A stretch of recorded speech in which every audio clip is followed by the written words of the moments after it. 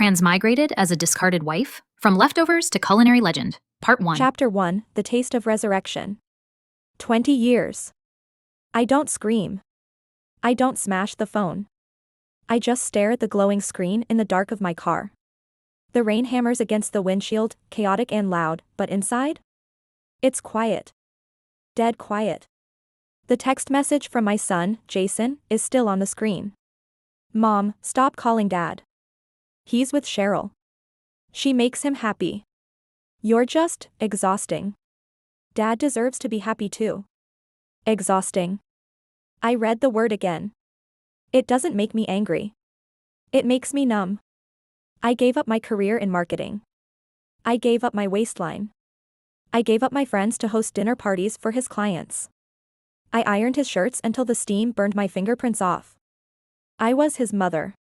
She is a 25-year-old secretary who thinks cooking means unwrapping a protein bar. But she's fun. And I'm exhausting. I place the phone gently on the passenger seat. My hand is steady. Too steady. So this is it.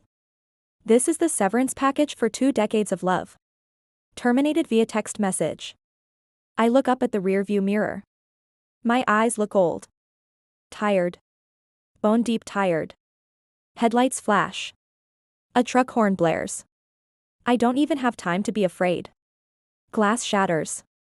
The world spins. Then, silence. Cold. It bites into my bones. It's not the damp chill of a rainy Tuesday. It's a predator. It gnaws at my skin. I gasp, sucking in air that tastes like ice and rust. I open my eyes. No hospital ceiling. No beeping machines. Just a gray, churning sky that looks like bruising on a corpse. I try to sit up. My body feels strange. Light. Too light. I look at my hands. They aren't my hands. My hands were rough. Chapped from dish soap. Scarred from oven burns. These hands are pale. Smooth. The nails are manicured ovals of perfection. I touch my face. My skin is tight, terrified, and young. Memories that aren't mine slam into my skull. Lady Aurelia Vane. The Duke's daughter. The perfect fiancé, discarded. I see it play out like a movie. I fixed the Crown Prince's budget. I covered up his scandals. I managed his estate while he played hero. And then? He annulled our engagement. He chose Lillian, the saintess. The blonde girl who trips over air and giggles. You're too gloomy, Aurelia, he said. Lillian is like sunshine. So he framed me for embezzlement. He exiled me here. The Iron Rose Citadel. The death camp of the North. I take a deep breath. It rattles in my chest, but it's painless. The crushing weight of the steering wheel against my ribs is gone. The sound of the truck horn is gone. Evelyn is dead. I say it inside my head, testing the weight of the words. I wait for the panic to claw at my throat.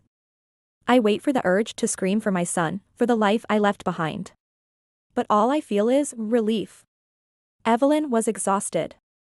Evelyn spent 20 years trying to be enough for people who only wanted her to be less. She died in the rain, broken-hearted and erased. I don't want her back. I don't want that heaviness back. I sit up in the mud. My silk dress is ruined. I look at the bleak horizon. We are the same.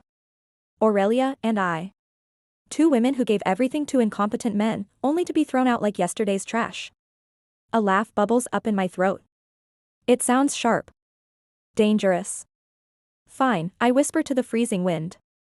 You want to treat me like a villain? I'll show you what a villain looks like. I stand up. My legs shake, but I force them to move. I need warmth. I need a plan.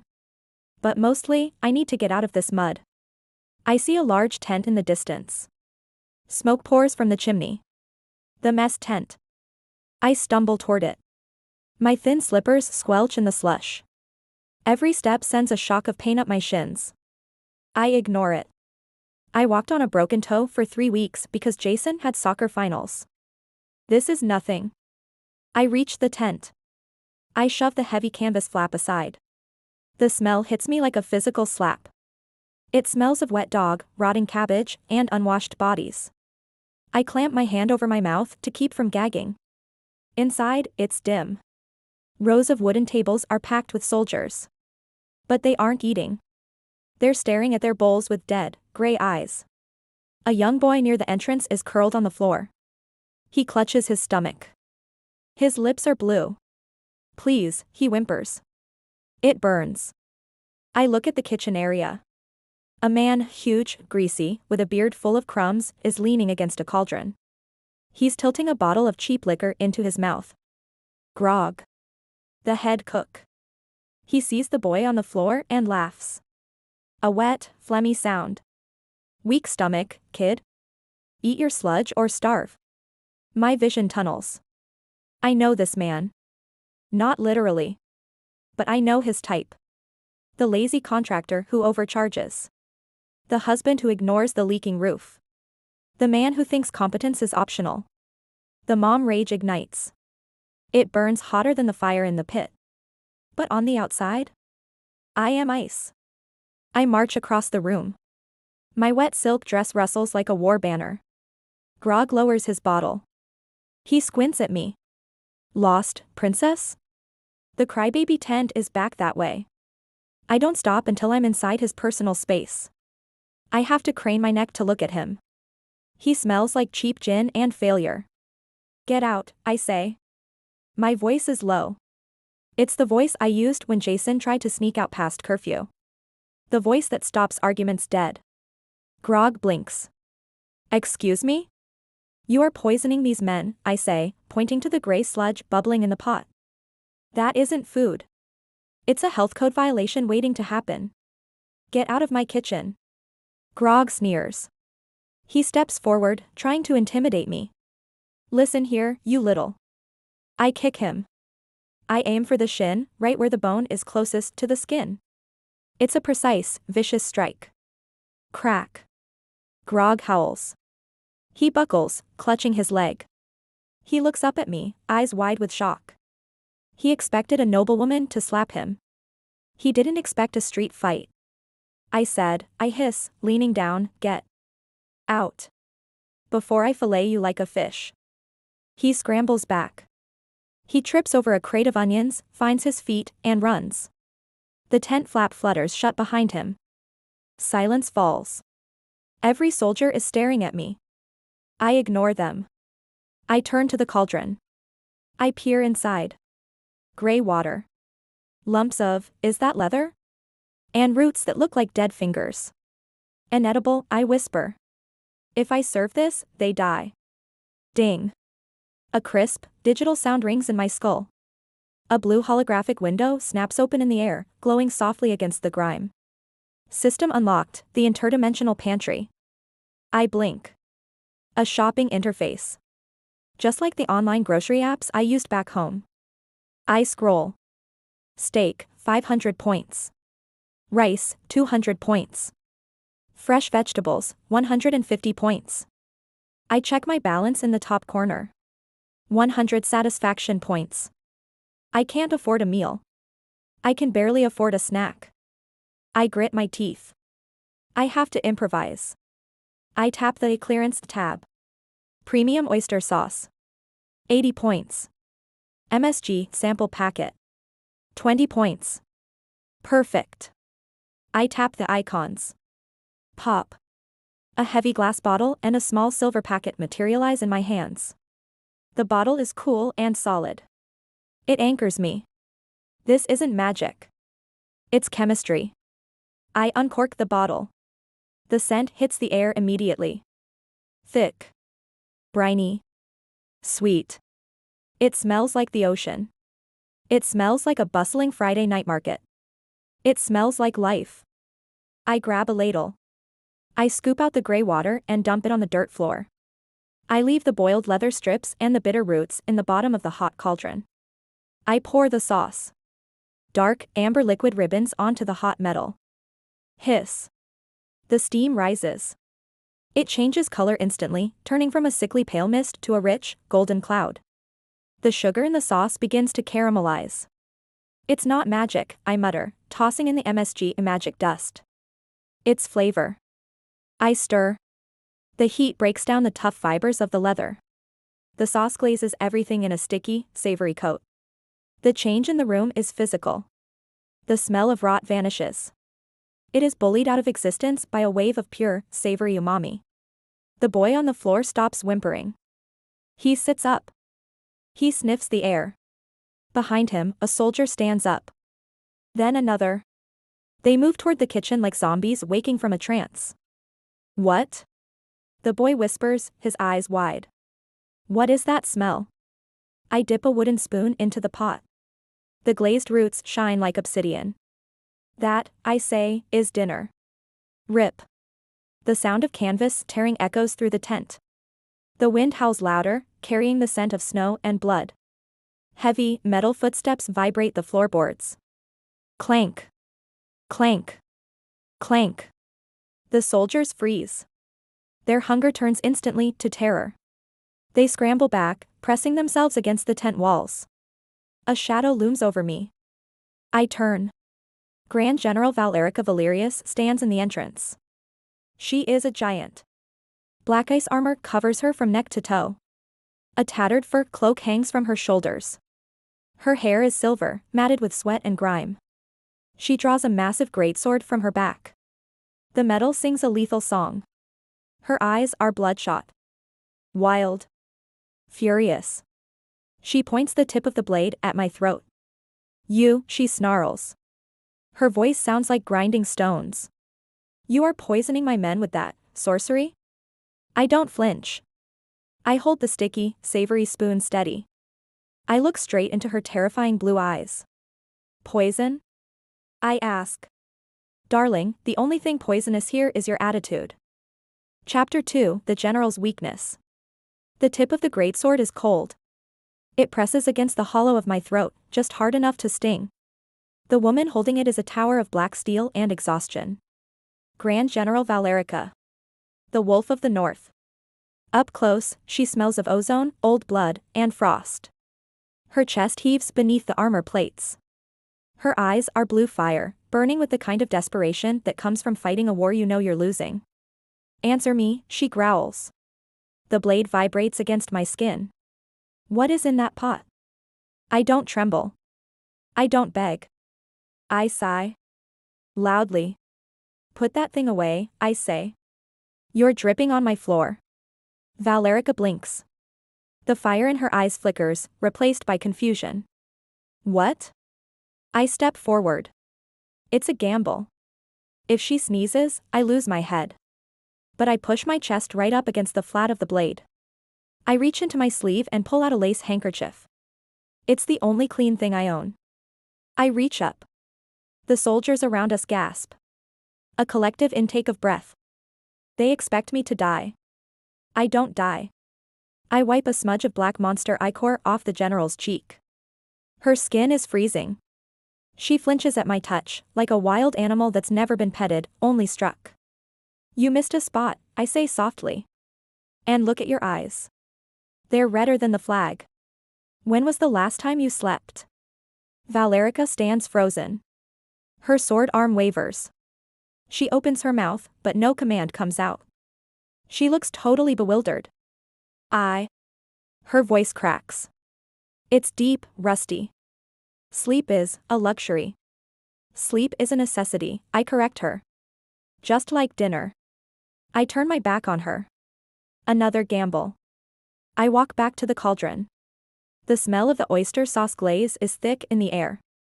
Salty. Sweet. Meaty. I scoop a ladle full of the glistening roots and leather strips. I dump them into a wooden bowl. I walk back to the general. She hasn't moved. She's staring at me like I'm a puzzle she can't solve with violence. I shove the bowl into her free hand. Eat, I command. I will not, she snaps, trying to regain her authority. It could be poisoned. It could be. Growl. The sound rips through the silent tent. It's loud. Violent. It didn't come from a monster. It came from the general's stomach. Valerica freezes. Her face, beneath the grime, turns a furious shade of scarlet. I raise an eyebrow. Your stomach disagrees, General. Eat. Before I feed it to the boy over there. Valerica looks at the bowl. Then at me. Then at the starving soldiers watching her. She slowly, reluctantly, sheaths the greatsword on her back. Clang. She takes the spoon. Her hand, encased in a metal gauntlet, shakes slightly. Tremors. Not fear. Fatigue. She lifts the spoon to her lips. She takes a bite. Slurp. Time stops in the mess tent. I watch her face. First, shock. Her eyes widen. Her pupils dilate, swallowing the blue iris. Then, the slump. It's like someone cut her puppet strings. Her shoulders drop 3 inches. The tension that was holding her upright, the adrenaline, the rage, the fear, just evaporates. Ding. The system window pops up in my vision.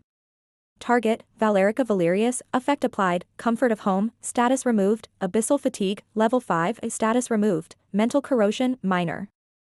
Valerica lets out a long, shuddering breath. It sounds like a sob she managed to catch in her throat. She doesn't speak. She eats. She shovels the food into her mouth. She ignores the heat. She ignores the sticky sauce getting on her chin. She eats with a voracious, terrifying hunger. She scrapes the bottom of the bowl. She licks the spoon. Then, she stops. She stares at the empty wood grain of the bowl for a long moment. When she looks up, the red is gone from her eyes. The blue is clear. Piercing. More, she whispers. I cross my arms. Say, please, Dot.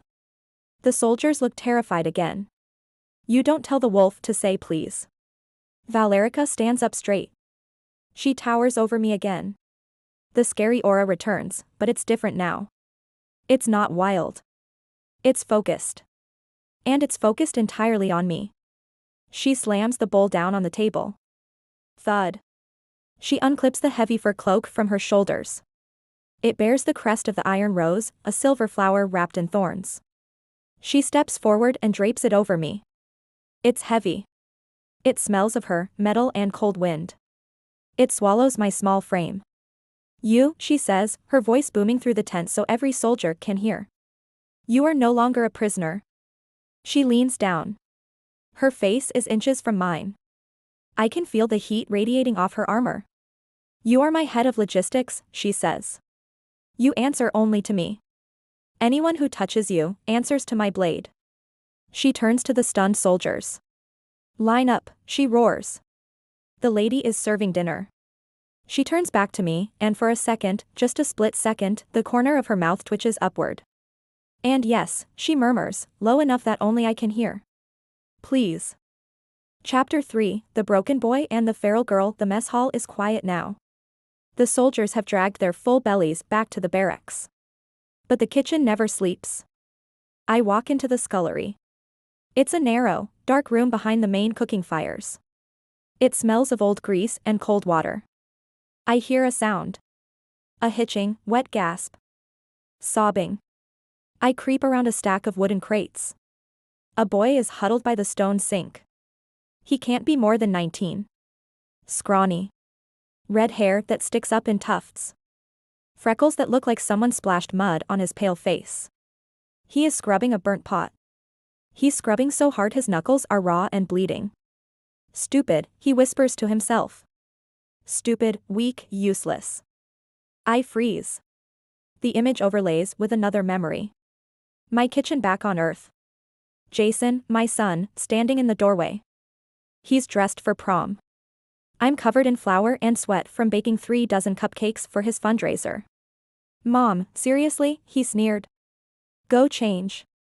You look gross. It's embarrassing. I flinch. Instinctively, I reach up to wipe the sweat from my forehead. To fix my hair. To make myself presentable so I don't embarrass anyone. The boy drops the brush. Clatter. He spins around. Terror widens his eyes. My lady. He scrambles back, pressing his spine against the cold stone. I'm sorry. I didn't mean to make noise. Please don't fire me. I blink. The memory of Jason fades. Why are you apologizing? I ask. The night. He swallows hard. Sir Roderick fired me this morning. He said I was too soft. He said I'd die in a real fight. I just wanted to be useful. He looks at the pot. But I can't even clean this right. My heart cracks. A clean break. I know that look. It's the look of someone who has been told their best isn't good enough for so long, they've started to believe it. I step forward. I grab the scrub brush from the sink. My lady? Rowan squeaks. No. You can't. That's dirty. I ignore him. I roll up the silk sleeves of my ruined dress. I dunk my hands into the freezing, greasy water. Dirt washes off, Rowan, I say. I attack the pot. I use the leverage of my shoulder, the rhythm I learned from 20 years of scrubbing lasagna pans. Scrape. Turn. Scrape. Incompetence, I say, scrubbing harder, is permanent. But dirt? Dirt is just proof of work. I hand him the pot. It shines in the dim light. Rowan stares at it. Then he stares at me. I am a mess. My hair is frizzy from the steam. My face is smudged with soot. My expensive dress is stained with oyster sauce. I brace myself. I wait for the insult. Gross. Embarrassing. Exhausting. Rowan hands me a dry towel. His hands are shaking. You look. He whispers. I look away. I know. Like a Valkyrie, he says. I freeze. I look back at him. His eyes are shining. Pure, unadulterated awe. My lady, he says, his voice thick with emotion. You look like you're fighting a glorious battle right here in the sink. No one in the capital shines as bright as you do right now. The breath leaves my lungs. A Valkyrie. Not a servant. A warrior. My eyes burn. I blink rapidly to clear the tears. I will not cry in front of a teenager. Well, I say, my voice trembling only a little. We need a squire for this kitchen. The battle isn't over. I hold out my hand. I'm Aurelia. And we have a war to win. Rowan straightens up. He wipes his nose on his sleeve. He shakes my hand. I'm Rowan. I won't let you down, my lady. Crash. The sound of shattering pottery explodes from the main pantry. My dried herbs. I gasp. I sprint out of the scullery. Rowan follows, grabbing a ladle like a sword. The pantry is a disaster. Jars are knocked over. Flour coats the floor like snow. In the center of the mess, a tiny figure is growling. It's a girl. Maybe 10 years old. She looks like a walking pile of mismatched furs and leather scraps. Her hair is a bird's nest of twigs. She is clutching my precious bottle of MSG to her chest. Perched on her shoulder is a long, white ferret. It hisses at me, baring needle-sharp teeth. Mine, the girl snarls. Thief. Rowan shouts, stepping in front of me. Put that down. The ferret launches itself. It's a white blur of fury aiming for Rowan's face. Rowan screams and ducks. I don't panic. I open the system. Shop, snacks, spicy beef jerky. 10 points. Purchase. Pop. A bag of jerky appears in my hand. I rip it open. The smell of smoked meat and pepper fills the room. The ferret stops in midair. It twists, lands on a shelf, and sniffs. Bitey, the girl asks. I toss a piece of jerky. The ferret catches it. Chomp. It swallows the meat whole and looks at me with big, pleading eyes. Traitor, the girl mutters. I hold out another piece. I have more. But you have to put down the magic dust. The girl looks at the MSG. Then at the jerky. She slowly lowers the bottle. She creeps forward, snatching the jerky from my hand. She eats it wild, tearing it with her teeth. Good, I say. I'm Aurelia. Who are you? Pippa, she says around a mouthful of beef. She points to the ferret. Bitey. Well, Pippa, I say, brushing flour off her shoulder. You have excellent taste in ingredients. Do you know where to find wild garlic? Pippa's eyes light up. The stinky grass? Yes. Loads of it by the cliffs. Show me tomorrow, I say. And I'll make you something better than jerky. Touching. The voice comes from the tent entrance. It drips with sarcasm. I turn. A man stands there. He is the opposite of the starving soldiers. He is portly, soft, and wearing a velvet doublet that costs more than this entire camp. Gold rings glitter on his pudgy fingers. Supply Officer Jarek. He looks around my kitchen. He sees the clean pots. The fed soldiers outside. He sneers. You think playing house will save you, Lady Vane, he asks. He smells of heavy perfume and roasted pork, food he kept for himself while the men ate sludge. Rowan steps back, terrified. Pippa hisses. I cross my arms. I'm not playing, Jarek. I'm working. Something you should try. Jarek laughs. It's a wet, ugly sound. You're very confident for a woman with no grain. He snaps his fingers. 2 guards appear behind him. I've redirected the weekly shipment, Jarek says, examining his fingernails. The southern nobles need it more. I'm afraid the Iron Rose Citadel is cut off. He smiles. It's a shark's smile. Let's see how your gourmet cooking handles a blizzard with no food, princess. He turns and waddles out, his laughter trailing behind him. Rowan grabs my arm. My lady, the blizzard is coming tonight. If we don't have grain, we die, Pippa finishes, clutching Bitey. I look at the empty flour sacks. I look at the storm clouds gathering outside the tent flap. I feel the system humming in the back of my mind. Let him take the grain, I say, my voice cold. I turn to the stove. I don't need his trash to feed my family. Chapter 4, The Crab Feast. The wind screams. It's not just wind. It's a physical force, slamming against the canvas walls of the mess tent. The blizzard has arrived, and it brought guests. Clack. Clack. Clack. The sound echoes from the perimeter walls. It sounds like 1,000 skeletal fingers tapping on ice. Then, the horns blow. Boom. The tent flap rips open. Grand General Valerica bursts in. She is covered in snow and black blood. Her chest heaves. Evacuate the kitchen, she roars. The perimeter is breached. Abyssal crabs. Behind her, I see the chaos. Soldiers are running, slipping in the mud. Screams cut through the wind. My sword bounced off, one boy yells, clutching a broken arm. Their shells are harder than steel. I walk to the entrance. The snow blinds me for a second. Then I see them. They are massive. Blue-shelled nightmares the size of Volkswagens. They scuttle over the walls, their pinchers snapping through iron pikes like toothpicks. Rowan is shaking behind me. We're going to die. We're going to die. I sniff the air. Underneath the smell of fear and ozone, there is something else. Sharp. Pungent. It stings my nose. Ammonia. And underneath that? Salt water. I squint at the monsters. Hard shell. Jointed legs. Blue tint. Those aren't monsters, I whisper. I look at Valerica. She is gripping her greatsword, ready to charge a suicide mission. General. I shout over the wind. Don't kill them. Valerica turns, wild-eyed. What? They are eating my sentries. Flip them.